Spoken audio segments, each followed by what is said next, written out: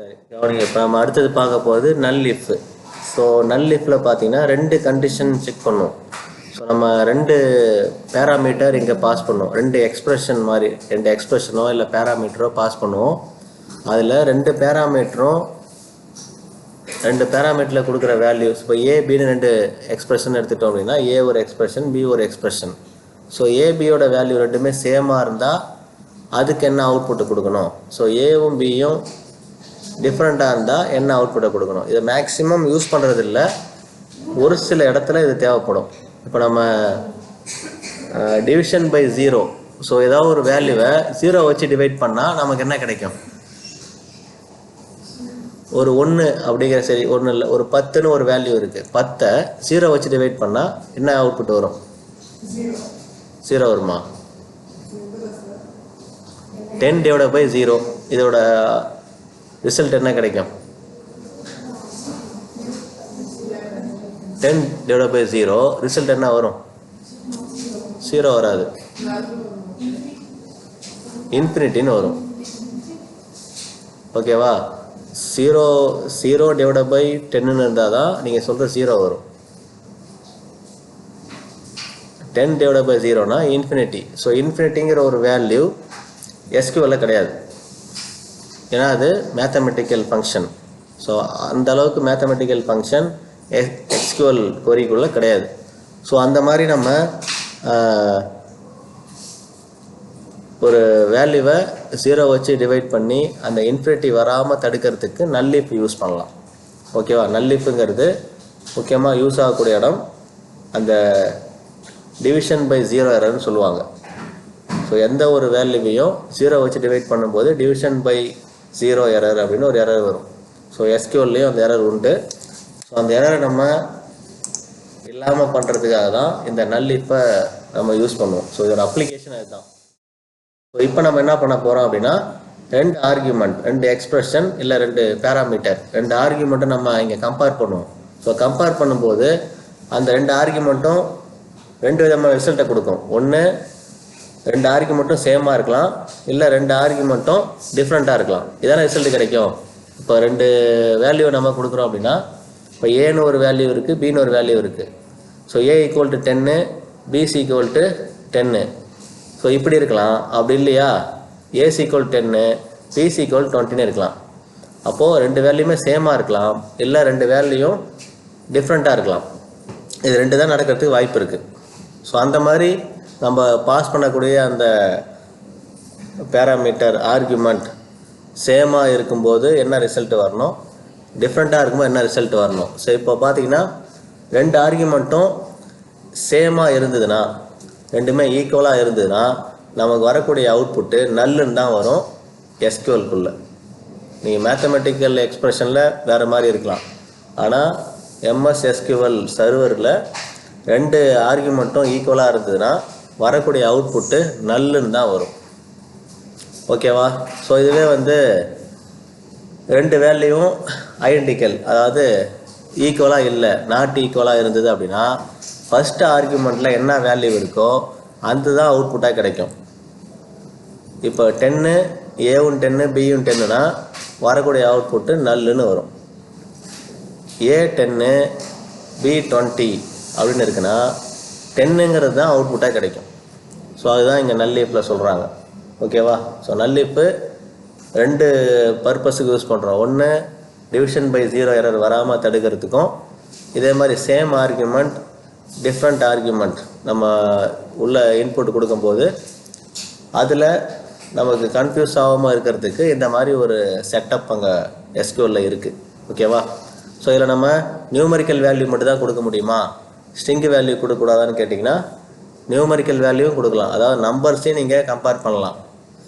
அதே நேரத்தில் string values, அதாவது ஒரு நேமோ அட்ரஸோ இந்த மாதிரி உள்ள வேல்யூஸையும் நீங்கள் கம்பேர் பண்ண முடியும். ஸோ முக்கியமாக இது கம்பேர் பண்ணுறதுக்காக தான் அதை யூஸ் பண்ணுறோம். ஸோ இதில் வெறும் நல் இஃப் அப்படிங்கிற அந்த ஃபங்க்ஷனை மட்டும்தான் யூஸ் பண்ணுவோமா, அது கூட வேறு ஏதாவது சேர்த்து யூஸ் பண்ணுவோமான்னு கேட்டிங்கன்னா செலக்ட். ஸோ செலக்ட்டுங்கிறது அவுட்புட் கொரி. ஸோ செலக்ட் கொரி இல்லாமல் எந்த ஒரு எக்ஸ்பிரஷனும் எக்ஸிக்யூட் ஆகாது. ஓகேவா? அதனால் செலக்ட் கொரி கண்டிப்பாக யூஸ் பண்ணுவோம். வேர் கிளாஸ் யூஸ் பண்ணுவோம். அதுக்கப்புறம் குரூப் பை அப்படின்னு ஒரு கிளாஸ் இருக்குது. ஸோ இது வரைக்கும் குரூப் பைன்னு ஒரு கிளாஸை நம்ம யூஸ் பண்ணதில்லை. இதுக்கப்புறம் வரக்கூடிய எக்ஸசைஸில் யூஸ் பண்ணுவோம். ஓகேவா? ஸோ இங்கே செலக்டு, வேறு, குரூப் பை. ஸோ இது 3 தான் நம்ம அடுத்து வரக்கூடிய டாப்பிக்கெல்லாம் நம்ம அதிகமாக யூஸ் பண்ண வேண்டிய கிளாஸு இது 3 தான். ஸோ வேறு, குரூப் பை, அதுக்கு முன்னாடி டாப் கிளாஸ் யூஸ் பண்ணிட்டோம். ஸோ தேவைப்பட்டால் அதையும் யூஸ் பண்ணுவாங்க.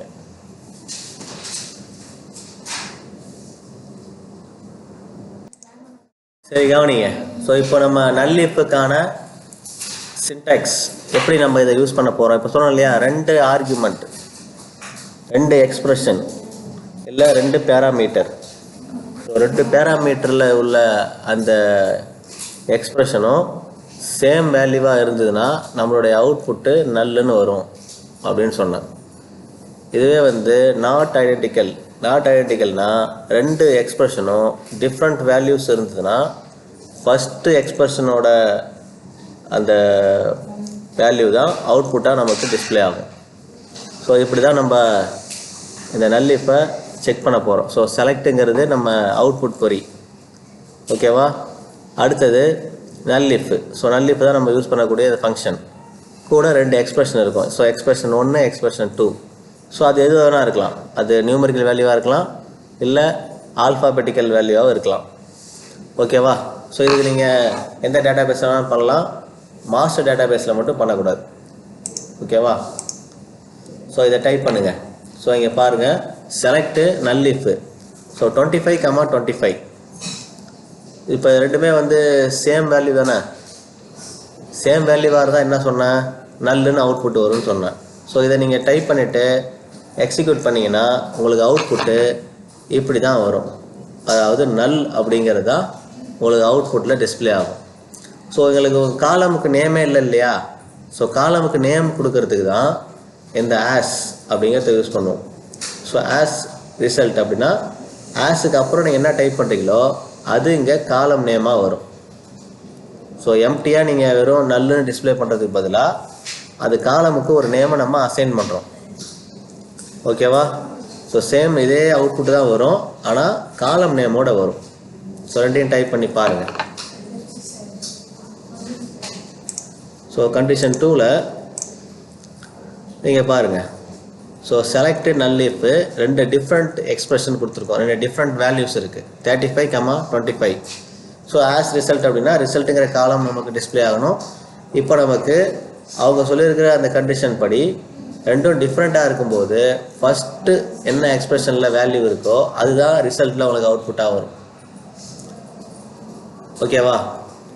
ஸோ இது நாட் ஐடென்டிக்கலாக இருக்கும்போது ஃபஸ்ட்டு எக்ஸ்பிரஷனில் என்ன நம்ம டைப் பண்ணியிருக்கோமோ அந்த வேல்யூ எதுவுமே சேஞ்ச் ஆகாமல் அவுட்புட்டில் கிடைக்கும். ஓகேவா?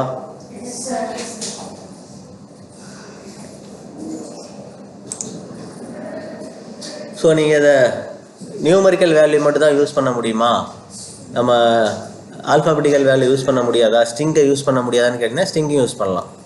ஸோ ஸ்ட்ரிங்லேயும் சேம் அதே சின்டாக்ஸு, செலக்ட் நல்லிஃப் கொடுத்துருக்கேன். ஸ்ட்ரிங்குங்கிறதுனால கொட்டேஷன் மார்க்கோடு கொடுக்கணும். எங்கே ஸ்ட்ரிங்கை நீங்கள் டைப் பண்ணாலும் சிங்கிள் கொட்டேஷன் மார்க் அதுக்கு இடையில இருக்கணும். கொட்டேஷன் மார்க் இடையில தான் ஸ்ட்ரிங்கை நீங்கள் டைப் பண்ண வேண்டியிருக்கும்.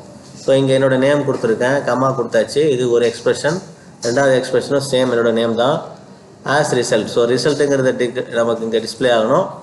ரெண்டுமே சேம் வேல்யூவாக இருக்கிறதுனால, ஐடென்டிக்கலாக இருக்கிறதுனால நல்லுன்னு தான் உங்களுக்கு அவுட்புட் வரும். ஸோ இதுவே இந்த இடத்துல வேறு ஒரு நேமை டைப் பண்ணிங்க அப்படின்னா ஃபஸ்ட் நேம் உங்களுக்கு அவுட்புட்டில் வரும். ஸோ இதுதான் அடுத்தது பண்ணியிருக்கேன். செலக்ட் நல்லிப்பு, இங்கே ஒரு நேம், இங்கே ஒரு நேம். ஸோ ரெண்டோட வேல்யூவும் டிஃப்ரெண்ட்டாக இருக்குது. ஸோ நாட் ஐடென்டிக்கல், ஒரே மாதிரி இல்லை. அப்படிங்கிறதுனால ஃபஸ்ட்டு எக்ஸ்பிரஷனில் என்ன வேல்யூ இருக்கோ அது உங்களுக்கு டிஸ்பிளே ஆகும். ஓகேவா? ஸோ இதோட நம்ம என்ன செஷனை முடிச்சுப்போம். இதில் இன்னும் இருக்குது, நாளைக்கு இதோட பார்ட் 2 நாளைக்கு பார்ப்போம். ஓகேவா? ஸோ ஒரு 5 நிமிஷம் ஃப்ரீயாக இருங்க.